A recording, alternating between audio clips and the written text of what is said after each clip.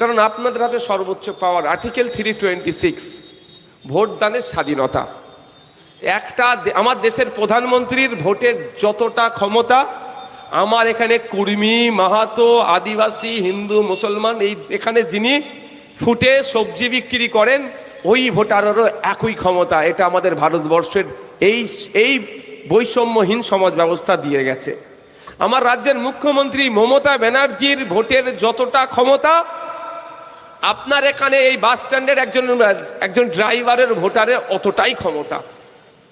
মমতা ব্যানার্জির ভোট সমান আমাদের 50টা ভোট, এই ধরনের ব্যাপার নয়। ওনারও একটা ভোট, আমারও একটা ভোট, আপনারও একটা ভোট। এই ভোটটা আমরা যদি সঠিক জায়গায় সঠিক সময়ে প্রয়োগ করতে পারি, তাহলে পুরুলিয়া জেলার মানুষকে হেভি ট্রিটমেন্ট নিতে গেলে হয় প্রাইভেটে যেতে হবে না, বা ভিন্ন রাজ্যে বা অনেক কটা জেলার গণ্ডি পার হয়ে কলকাতা শহরে যেতে লাগবে না। আপনাদের ভোট যদি সঠিক জায়গায় পৌঁছায়, দেখবেন কলকাতার পিজি হসপিটাল উঠে আপনার পুরুলিয়া জেলায় এসে বসে যাচ্ছে। শুধু আপনাদের ভোটটা সঠিক জায়গায় প্রয়োগ করতে হবে। সম্ভব এটা। আপনারা জানেন আপনাদের হাতে তখন 700 সাথী কার্ড ধরিয়ে দিয়েছে না সরকার। এ বহুত বড় স্ক্যাম হচ্ছে এতে। 2024-25 দিকে লাস্ট তথ্য অনুযায়ী আমি বলছি, 11,000 কোটি টাকা 700 সাথী কার্ডের জন্য বরাদ্দ হয়েছে, মানে খরচ হয়েছে। এই যে 11,000 কোটি টাকা খরচ হয়েছে, 11,000 কোটি টাকা দিয়ে রাজ্যের মানুষের ট্রিটমেন্ট হয়েছে 700 সাথী কার্ডের মাধ্যমে। এখানে যদি 100 জন থাকে, 100 জনই বলবে ওর মধ্যে অনেক বড় কাটিং হয়েছে, এঘাট ওঘাট করে কালীঘাটে কি একটা অংশ গিয়েছে। একটা অংশ নয়, হেভি অংশ গিয়েছে। সাথে সাথে আমি আপনাদের বলি, কল্যাণীতে এইমস হয়েছে, আপনারা শুনেছেন তো? কল্যাণী নদিয়া জেলার ওই এইমসটা তৈরি করতে কত খরচ হয়েছে গুগলে গিয়ে সার্চ করে দেখবেন। ওর প্রজেক্ট কস্ট ছিল রায়গঞ্জে যখন এসেছিল 780 কোটি টাকা মতো, মানে 1000 কোটি টাকা ধরছি। 1000 কোটি টাকায় একটা এইমস তৈরি হয়েছে। এই যে 11,000 কোটি টাকা খরচ করে আপনাকে নাকি স্বাস্থ্য পরিষেবা দিয়েছে প্রাইভেট প্রতিষ্ঠানগুলোর মাধ্যমে, যদি 11,000 কোটি টাকাকে ঠিক জায়গায় কাজে লাগাতো, 11টা এইমস কিন্তু 11টা জেলায় তৈরি হতো। যে একটা এইমস তৈরি মানে, একটা পিজি তৈরি মানে যুগ যুগ ধরে আমরা পরিষেবা পাবো তার থেকে। কিন্তু এই 11,000 কোটি টাকা যেটা চলে গিয়েছে, এর ফিডব্যাক আর নাই, আউটকাম নাই, যা পাস্ট চলে গিয়েছে। যেমন দিন চলে যাচ্ছে, ওটাকে ফিরিয়ে আনতে পারবো না। টাকা যেগুলো খরচ হয়ে যাচ্ছে ওগুলো ফিরিয়ে আনতে পারছি না। কিন্তু 11,000 কোটি টাকা দিয়ে 11টা এইমস তৈরি করতে পারতাম আমরা। আমাদের রাজ্যে 11টা জেলাতে 11টা পিজি হসপিটাল তৈরি হতো। চাইলে 11টা এনআরএস এর মতো, আরজি করের মতো, কলকাতার মতো স্টার হসপিটাল পিছিয়ে থাকা জেলাতে আমরা তৈরি করতে পারতাম। কিন্তু সরকার সে কাজ করেনি। তার পরিবর্তে আপনার নাকি হাতে একটা কার্ড ধরিয়ে দিচ্ছে। কারণ সে কাজ যদি করে, তাহলে আপনার কার্ডের মাধ্যমে যে ভোট মানে তোলাবাজিটা হচ্ছে, কাটমানিটা হচ্ছে, সেটা পাবে না। তাদের কাটমানি পাওয়ার জন্য আপনাকে আমাকে এইরকম ব্যস্ত করে রেখেছে।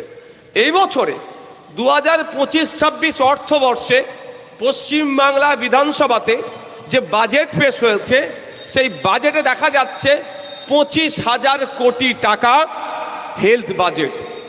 10.5 কোটি মানুষ আছি আমরা পশ্চিমবাংলায়। এই 10.5 কোটি মানুষের সেবা সুজ্জা করার জন্য সরকারি ডক্টর, নার্স বা যেগুলো আছে তাদের মাইনে টাইনে সব মিলিয়ে আপনার আমার ট্রিটমেন্ট হবে। এই সব মিলিয়ে 25,000 কোটি টাকা বরাদ্দ হয়েছে। 25,000 কোটি টাকা বরাদ্দ হলেও পাড়া বিধানসভার একটা মানুষ এখনো সঠিকভাবে সরকারি পরিষেবা পাচ্ছেন না। কেন?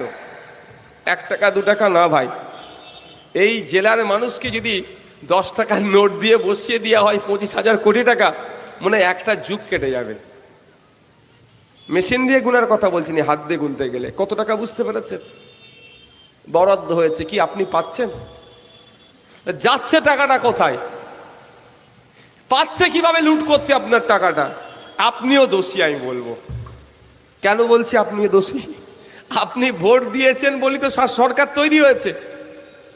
আপনি না ভোট দিলে চোরেদের সরকার হতো না। আপনার ভোটে চোরদের সরকার তৈরি হয়েছে তাই চুরি করছে। আগামী দিনে আপনার ভোটে যদি জনগণের সরকার তৈরি হয় তাহলে জনগণের কথা ভাববে। আপনার উপরে নির্ভর করছে আপনি কেমন সরকার তৈরি করবেন। আপনার ইচ্ছা গিয়েছে আম খাবো, আর আপনি যদি জাম গাছ লাগান আম স্বাভাবিকভাবে পাওয়া যাবে না। আপনার ইচ্ছা হচ্ছে যে আপনি অসুস্থ, সরকারি পরিষেবায় আপনি সুস্থ হয়ে উঠবেন, তাহলে জনগণের সরকার তৈরি করতে হবে। আপনি তৈরি করছেন কয়লা চোরের সরকার, এই জঙ্গলমহলের জমি চোরের সরকার, বালি চোরের সরকার। এই চুরি করতে করতে এখন মৃত মানুষের চোখটাও চুরি করে নিচ্ছে এই সরকারের যারা আছে। তাহলে এই এর থেকে আপনি কি পাবেন আশা করাটাই আমাদের বিতা হবে। ইন্ডিয়ান সেকুলার ফ্রন্ট কি বলছে আপনাদের, আপনারা যদি আমাদেরকে সুযোগ দেন, এই যে গতানুগতিক যে জোড়াতালি দিয়ে চলছে এটাকে আমরা বন্ধ করব। আমাদের লক্ষ্যটাই থাকবে গ্রাম থেকে শহর পর্যন্ত প্রত্যেকটা মানুষের সাংবিধানিক অধিকারকে বাস্তবায়ন করা। সাংবিধানিক মৌলিক অধিকারের মধ্যে আর একটা পড়ছে, সেটা আমার বাসস্থান। আর আমি এটা নিয়ে বেশি চর্চায় যাব না, তাহলে তৃণমূলের বন্ধুরা বলবে একদিন আসলো এত আমার কানটা গরম করে দিয়ে চলে গেল। কি দুরবস্থা। আবাস যোজনায় টাকা না দিলে বাড়ি পাওয়া যাবে না, টাকা আপনি না দিতে পারলে আপনি বাড়ি পাবেন না। চরম অন্যায় হচ্ছে, কিন্তু এই অন্যায়কে আপনি প্রতিহত করবেন কিভাবে? হাত দিয়ে আপনার নামে মিথ্যা মামলা দিয়ে দেবে, ঠেলাঠেলি করবেন আপনার নামে মিথ্যা মামলা দিয়ে দেবে। এই অন্যায়কে প্রতিহত করা যায় সহজ সব থেকে পন্থা হচ্ছে সংবিধান প্রতি 5 বছর ছাড়া ছাড়া আপনার হাতে সুযোগ দিয়েছে কি ভোটদানের স্বাধীনতা, আর্টিকেল 326। এ দিয়ে আপনি এই অন্যায়কে প্রতিহত করতে পারেন। যারা অন্যায় করছে তাদের বিরুদ্ধে ভোটটা দেন, তাকে অপ্রাসঙ্গিক হয়ে যাবে, সে আর অন্যায় করার সাহস দেখাতে পারবে না, তোলাবাজিটা বন্ধ হয়ে যাবে। কিন্তু ভোটের আগের রাতে আমরা সব ভুলে যাই।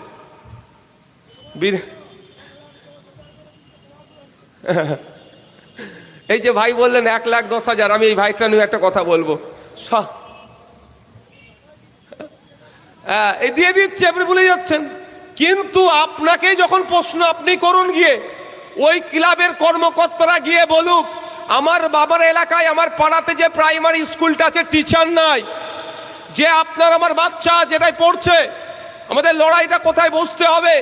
শহরের মানুষ মাইকের আওয়াজ যাচ্ছে, আজকে বাড়িতে যাবেন, যাদের বাড়ির ছেলে মেয়েগুলো সরকারি স্কুলে পড়ে তারা গিয়ে একটু পরীক্ষা করে দেখে নেবেন। ক্লাস 3-4 এর বাচ্চাটাকে ডাকবেন, খাতা পেনটা তুলে দিয়ে বলবেন অনুশীলন 1-এর অঙ্কটা করতে। আমি চ্যালেঞ্জ করে যাচ্ছি, 100টা বাচ্চাকে ট্রাই করে দেখবেন আপনার আমার বাড়ির বাচ্চা কারা, দলিত, আদিবাসী, মতুয়া, নমশূদ্র, কুর্মী বা মাহাতো, আদিবাসী, মুসলমান, এই সমস্ত বাড়ির ছেলেরা আমরা আর্থিকভাবে দুর্বল। আমাদের বাড়ির ছেলেগুলো কোথায় পড়াশোনা করে? সরকারি প্রাইমারি স্কুলে পড়াশোনা করে। আজকে ট্রাই করে দেখবেন গিয়ে আপনার বাড়ির বাচ্চাগুলোকে দিয়ে পেনটা তুলে দেবেন, খাতাটা দেবেন, অঙ্কের বইটা নিয়ে বলবেন অনুশীলন 1-এর অঙ্কটা করতে। 100টা বাচ্চাকে ট্রাই করে দেখবেন 90টা বাচ্চা ফেল করবে। শুধু তাই নয়, ক্লাস 5-6 এর বাচ্চাকে ডাকবেন, পেনটা খাতাটা তুলে দেবেন, দিয়ে বলবেন তোমার নাম, তোমার বাপের নাম, তোমার মায়ের নাম, তোমার ঠিকানা, কোন স্কুলে পড়ো, কোন ক্লাসে পড়ো, এটা লিখে দেবার কথা বলবেন। 100টা বাচ্চাকে ট্রাই করবেন, 90টা বাচ্চা দেখবেন ফেল করবে। কিন্তু দেখুন আপনি যখন ওই ক্লাবের লোকেরাই যদি গিয়ে বলে, ওই দুর্গা উৎসব কমিটি যদি গিয়ে বলে, ওই নবী দিবস কমিটি যদি গিয়ে বলে সাহেব আমাদের পাড়ার স্কুলের টিচার নাই, বলবে আচ্ছা দেখছি। সাহেব যে বাচ্চাগুলো স্কুলে যায় বসার টেবিলটা ঠিক নাই, বলবে আচ্ছা দেখছি। চক নাই, ডাস্টার নাই, সাহেব একটু ব্যবস্থা করুন, বলবে আচ্ছা দেখছি। আর ওরাই যদি বলে সাহেব ফিস্টি করব, বলবে আলে 10,000 নিয়ে যা ফিস্টি কর। আপনার আমার বাড়ির ছেলেগুলোকে ওরা উচ্চ শিক্ষায় শিক্ষিত হতে দেবে না। আপনার আমার বাড়ির ছেলে যদি উচ্চ শিক্ষায় শিক্ষিত হয়ে যায়, প্রশ্ন তুলবে যে আপনি আদিবাসীকে ভালোবাসার কথা বলছেন, তো ভালোবাসার বাস্তব প্রমাণ কি আছে? সত্যিকারের অর্থে যদি আদিবাসীকে ভালোবাসতে চান তাহলে 6th শিডিউল আপনি বাস্তবায়ন করুন। আদিবাসী ভাইদেরকে আর পেছন দিকে তাকাতে হবে না, আদিবাসী ভাইরা তাদের অধিকার পেয়ে যাবে। কাউকে আর বলতে লাগবে না যে আদিবাসীরা পিছিয়ে আছে। আপনি যদি জঙ্গল মহলের মানুষকে সত্যিকারের ভালোবাসেন, তাহলে ছোটনাগপুর টেনেন্সি অ্যাক্ট যেটা আছে সেটা এখানে বাস্তবায়ন করুন, তাহলে আপনার জঙ্গল মহলের মানুষকে ভালোবাসা হবে। এ কাজ ওরা করবে না, কারণ জানে ভালো করে দলিত ছেলে, আদিবাসী ছেলে, কুর্মী ছেলে, মাহাতো ছেলে, মুসলমানরা এরা যদি শিক্ষিত হয়ে যায়, ভোটের জন্য মারামারি তাহলে কাদেরকে দিয়ে করাবো? বুথ দখলটা করবে তাহলে কে? হিংসাটা ছড়াবে কে? এরাই তো করে। এই সমাজের মানুষদের কি তো করানো হয় ভাই? খারাপ ভাবে আমার কথা নিচ্ছেন নাকি? এই আমাদের সমাজের মানুষ কি দিয়ে করায়? আমি দলিত, আমি মাহাতো, আমি কুর্মী, আদিবাসী, আমি মুসলমান, লড়াই তো এদের মধ্যে লাগিয়ে দেওয়া হয় ভোট লুটার জন্য। যদি আমাদের বাড়ির ছেলেরা শিক্ষিত হয়ে যায়, লড়াই করতে যাবে, ও ভালো করে জানে ভোট লুটতে যাচ্ছি, যদি কেস খেয়ে যায় আমার ভবিষ্যৎটা ধ্বংস হয়ে যাবে। ভোটের জন্য মারামারি করতে যাব, অবঘাতে লেগে যদি প্রাণে মারা যায়, হয় আমাকে সারা জীবন জেলে থাকতে হবে, আর যাকে মারছি তার পরিবারটা ধ্বংস হয়ে যাবে। তাহলে হিংসায় আমরা জড়াবো না। যাতে আমরা হিংসায় বেশি করে জড়াই, ওই জন্য আমাদের ছেলেদের মেয়ের হাত থেকে শিক্ষা কেড়ে নিচ্ছে। আর আমার মায়ের হাতে, আমার বোনের হাতে, আমার পরিবারের মানুষের হাতে 1000-1200 টাকা তুলে দিচ্ছে। আমাদের দাবিটা কি? যে 1000-1200 নয়, আপনার মাস গেলে 5000 টাকা মহিলাদের হাতে দিতে হবে কম করে। তার পরিবর্তে সরকারকে কিছু কাজ বুঝে নিতে হবে। কিন্তু সাথে সাথে আমরা কি দাবি করছি? আমাদের বাড়ির ছেলেগুলো যে স্কুলে যাচ্ছে, স্কুলে শিক্ষক দরকার। শিক্ষার পরিকাঠামো নাই, পরিকাঠামো ফিরিয়ে নিয়ে আসতে হবে। এই দাবি আমরা করছি। এই জন্যই আমাদের উপরে এদের এত রাগ যে আইএসএফ এ কথা বলবে কেন? আমরা জঙ্গলমহলে পেশা অ্যাক্ট চালু করার কথা আমরা বলছি, ওই জন্যই আমাদের উপরে রাগ যে আইএসএফ এর নেতার, একটা নেতার মাথায় টুপি, মুখে দাড়ি, ও শুধু মুসলমানদের কথা বলবে, ও শুধু মুসলমানদের কথা বলবে, ও এইগুলো বলার কি দরকার? কিন্তু আমি যার 4th জেনারেশন, দেখে ফুরফুরার পীর আবু বকর সিদ্দিক রহমতুল্লাহ নামে চেনে, দাদা হুজুর নামে চেনে। তিনি শুধুমাত্র ধর্মগুরু ছিলেন না, তিনি সমাজ সংস্কার ছিলেন, সাথে সাথে তিনি ফ্রিডম ফাইটার ছিলেন। শুধু তাই নয়, সাঁওতাল বিদ্রোহের ইতিহাসটা খুলে দেখবেন, সেই সময় সাঁওতাল জাতির পাশে আমি যার 4th প্রজন্ম, তিনি দাঁড়িয়েছিলেন। তাই তার